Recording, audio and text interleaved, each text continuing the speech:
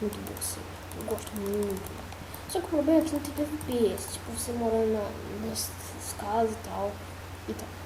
Eu gosto muito. Muito. Aqui, galera, como vocês podem ver, é a minha casa, galera. Bem grande. Não consigo me achar, galera. É uma coisa bem grande. Então, os vídeos coloridos.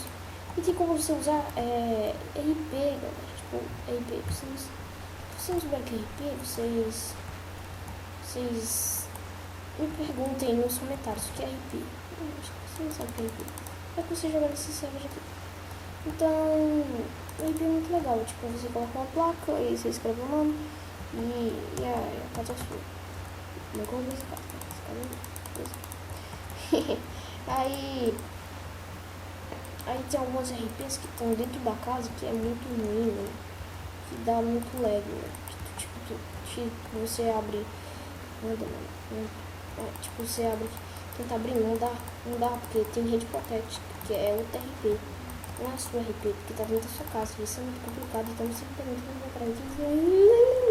Tá bom. Outra coisa, você não dá pra fazer portal. Não dá pra fazer portal pro Nether aqui.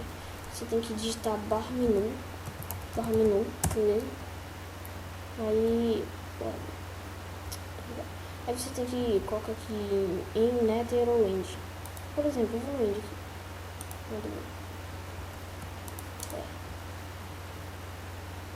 Vamos lá.